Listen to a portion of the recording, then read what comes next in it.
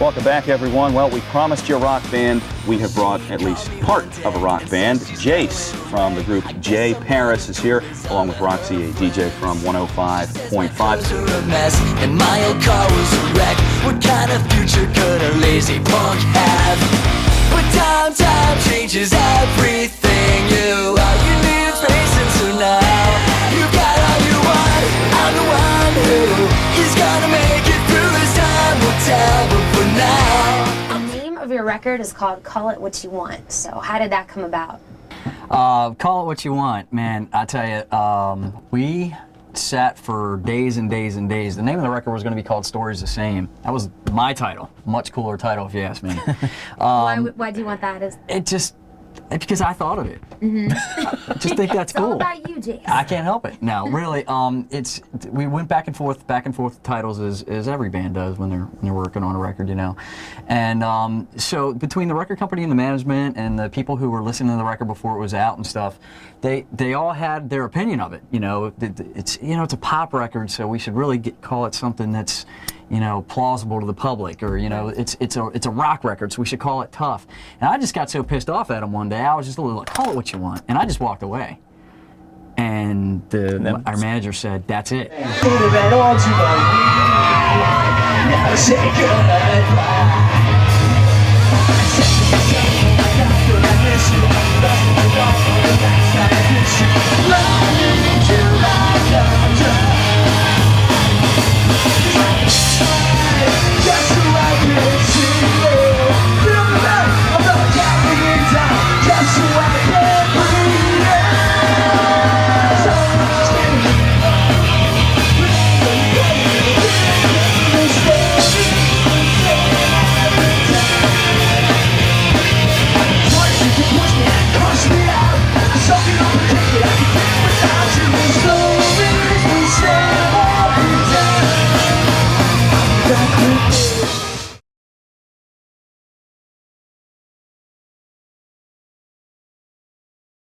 What's your favorite song on the album? Without a doubt, Mistake.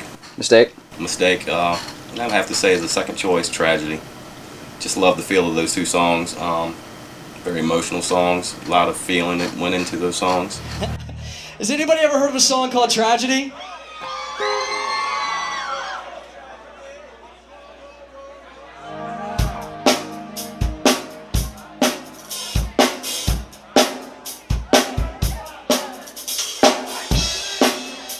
If you got cell phones and lighters, I want to see them in the air, man. Put your hands in the air at least, huh? Are you with me tonight? Are you sure? Let me see them hands.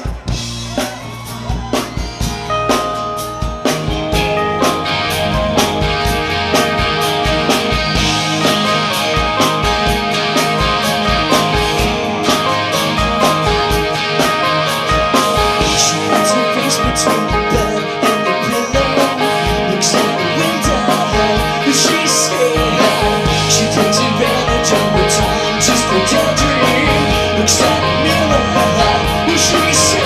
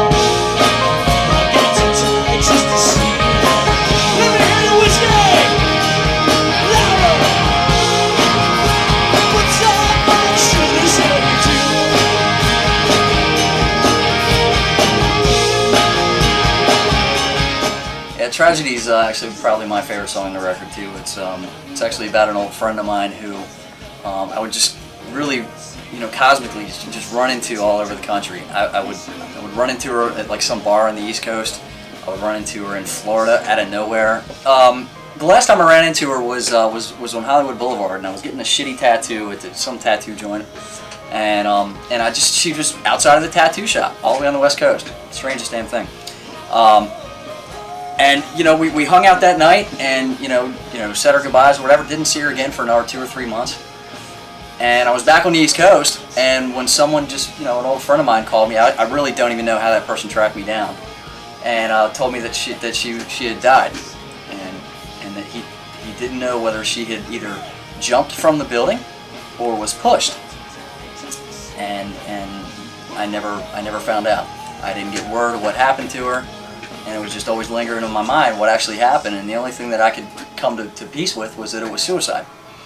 And so essentially that's what Tragedy's about. Louder, Whiskey.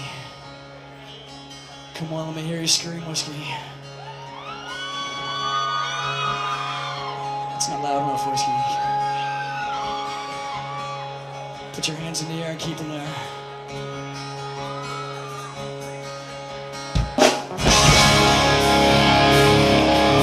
Get your hands in the air! Come on! Come on, louder!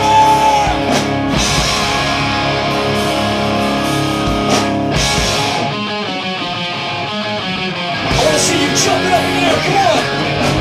Come on! So I know you worked a lot with Mitch Allen, who's very cool, SR-71. What was it like working with him? It's great. It's a little nerve-wracking because I've always had an affinity for their music. I mean, I really always dug SR-71 and the new Mitch Allen stuff. It's just great. The guy's like a genius, And so while it was great and a dream come true, it's a little difficult to stand behind a microphone with him as the producer, singing his song back to him. It was really difficult, and it was unnerving, but he got me through it, he talked me through it, and the song came out really cool, so it was great. Cool. And which song was that? It was our single, Here We Go Again. And roll camera. Target. Be focused. Set. And moving. Dear God, I'm so ashamed, 'cause I'll do anything to get laid. Dear God, I'm so ashamed. I'm so ashamed.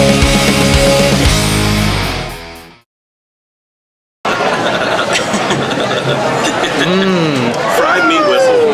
Dude, I totally think he just mixed it up and forgot to I'd take it back. Send it back for real. Yeah, right. It's $12 or something, man. Oh yeah. That's true. Can't go wrong. This is crunk juice right here. Let's Crunk let's juice. see how crunk. Oh yeah. Oh yeah. Look, did you see his extension go up like that? You caught him right here. Oh hell yeah. Yeah, you see it bulge out. So let me try this one then. I want to make sure you're cool, you know what I mean? Yeah, there's a lot of salt. That was for the balls. There was a lot of salt. For the balls. Is it good? Oh, dude, I need 7 of those. You need to back up, cousin. I don't think Jason's going anywhere tonight. I don't see it happening. It's starting already, dude. It's starting.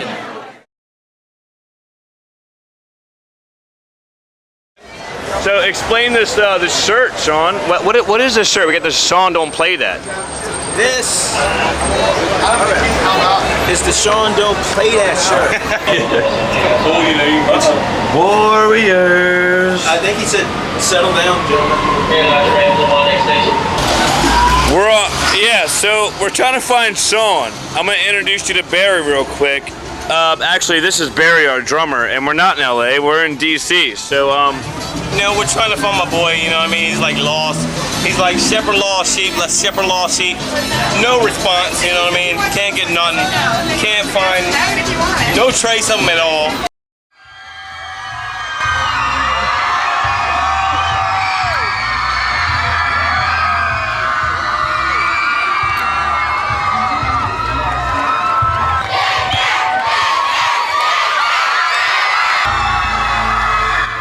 So, a little bit about Deep Bunker, I guess. What's up with that? Deep Bunker is Debunkers was meant to be an introduction to the record Stories of the Same.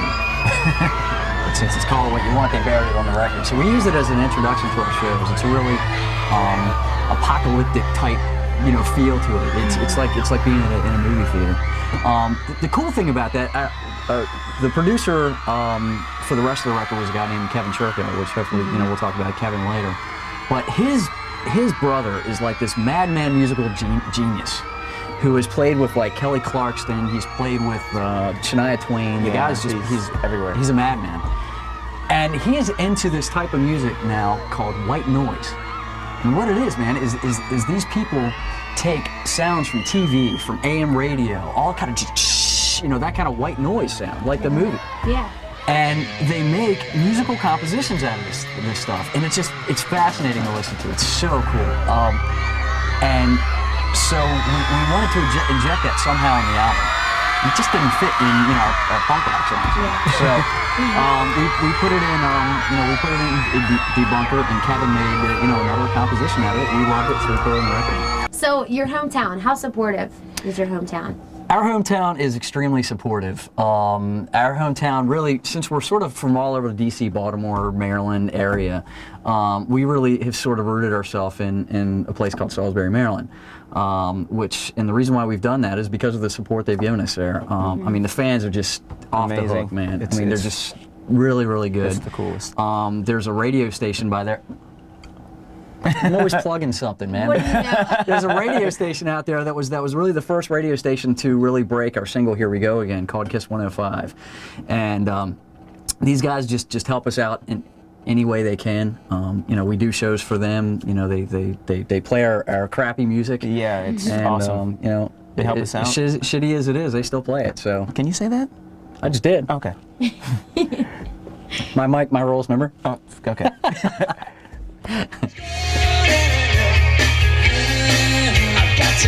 Just to see her. Let me see them letters and them cell phones. To die just to see her.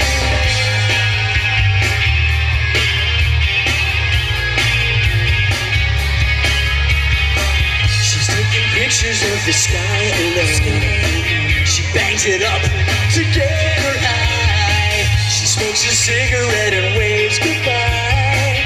She's with the angels where she's gone, where she can smile for the pictures on the cover of exotic magazines. She hates it. Ghost is a really cool premise. Ghost is a song about being really truly attached and in love with somebody, with loving them with all you have, and just not getting it back. And even though you're with the person, every day, every night, you see them constantly, you just feel like they're you're alone. You don't feel like they're giving it back to you. It was actually, the beginning was like an acoustic song. It was like a slower ballad before we turned it into a punk rock song. It was like, I think we played it like...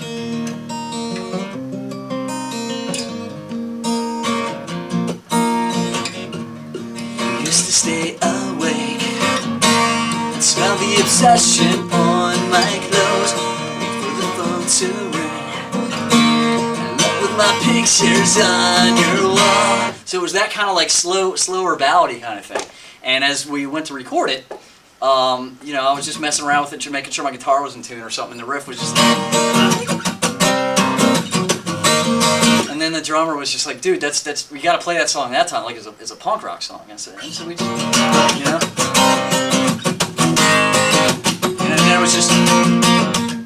Used to stay awake and smell the obsession on my clothes, wait for the phone to ring. It became like that, more like a Green Day kind of punk rock song. Well, I've always kind of had a more of a metal background, I guess. But I love like pop and punk as well. That's kind of what we're trying to do now. I guess my influences, my biggest one would be Deftones. Really into those guys. They have a really unique sound, I think, and I think it's cool. A lot of people try and copy them, and nobody can really do it. They're pretty unique.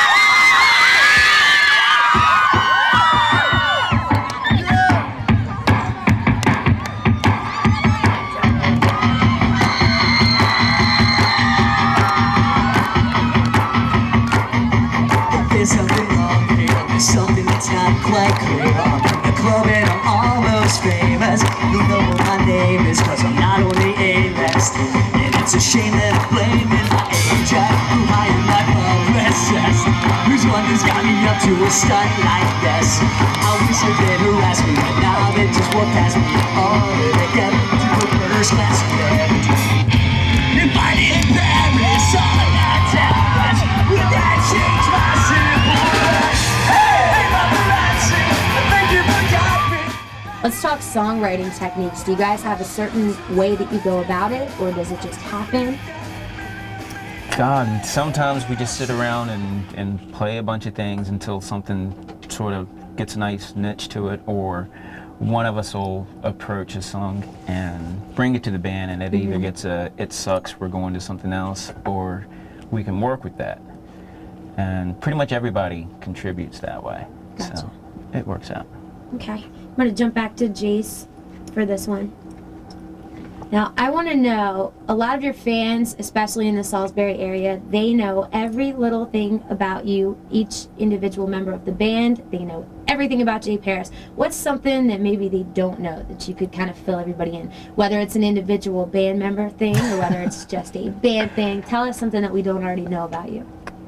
Dave's gay. I do all the rock. Something about the band that that the fans don't know. I don't know. I don't know what they know. They ask me. They ask us everything all the time. I don't, and we kind of tell them. Yeah. So. So it's all out in the open? Yeah, I think so. Cool. I'm sort of with him on this one. I don't know what they know. You'll think of it like 10 minutes from now. You'll be like, that's the one thing. All We're right. gonna go to a radio station and talk about it. Gotcha. Roxy, you're a DJ. Yes. What kind of response have you guys been getting from Jparis? I'll just say that the ladies love Jparis. The ladies love Jparis. Good problem to have, right? All right, now I understand that there's also some kind of a partnership between Jparis and 105.5 also. Is that right? Talk to us a little bit about that. Yeah, I mean, we're playing Jparis constantly. They're in our power rotation, which is you're getting played up there with Kelly Clarkson and, you know, all the big shots. Where you want to be. So yeah, we're playing Jparis all the time and everybody loves it. So do you guys have a favorite show so far that kind of sticks out in your mind? Sing it back to me, ready? Na na na na.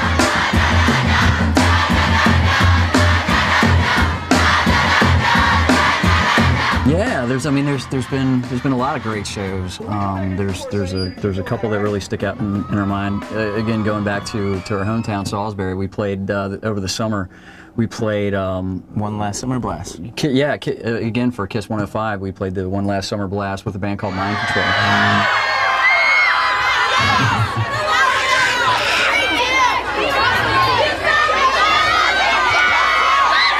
Can I hear everybody scream KISS real loud? KISS! KISS!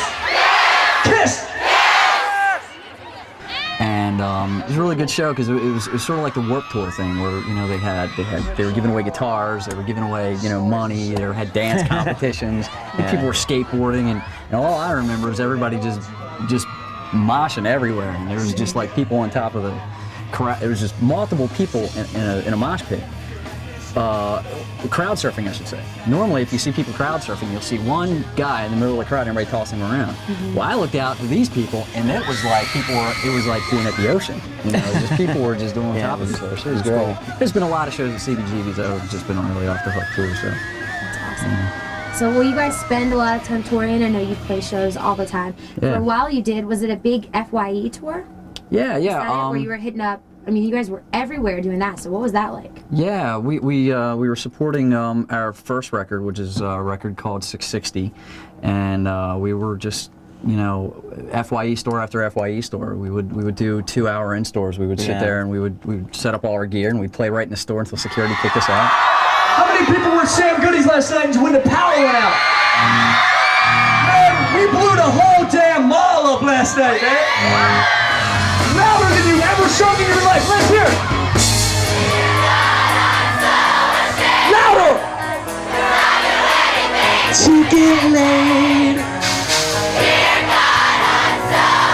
In the back. I'm so ashamed. Favorite part about being in a band? I think really the touring aspect of it. I mean, I just love being on the road. The past couple months we've been able to do several tours that were really cool. Upstate New York, New Jersey, and PA, and everywhere. And it's great to see people who you've never met before, have no idea who you are, really just kind of get into your stuff. And by the end of the show, if you've done your job, they're into the band. So it's really cool. We meet a lot of cool people on the road. So you had mentioned Kevin Churko earlier, that he did produce a lot of your album. What was it like working with him? Kevin Churko is this amazing guy that we met in California when we went out to do the record. He initially was we were just going to hook up with him to work on a few songs. Yeah, work on a few songs and song structures before going in to record the record. And we wound up growing with the guy so much that we decided to take an additional week or two at his house in LA, just recording pre-production stuff. And we found that we had so much in common. For anybody who doesn't know, Kevin Churko was Mutt Lange's chief engineer for what, 4 or 5 years? 4 years. Yeah. So Kevin's had the opportunity to work on Def Leppard records, on Shania Twain records. I mean, just all the greats. So the experience that he really brought to us and what he taught us was just invaluable. I mean, the guy's great. He really pushed us a lot. He was like, the sixth member of the band now, and now we still talk all the time. We call each other every other day, just shoot the shit. So tell me about your video. I know you guys have been working on this video for a while. Yeah. What was involved in that? Here we go, and roll camera. Playback. We get to the video set, and he's just got everything worked out, man. He's got the script done. He's got the lights everywhere. He's got a crew of like 30 people, and man, I mean, they're on their game. Roll camera. What? I couldn't even believe it. But the video, I think, is hilarious, man. It turned out really cool. I mean, it's basically, I'm trying to meet a normal girlfriend, and I can't. Okay, so I guess my final question for you guys is, what does the future hold for Jparis? You got that now.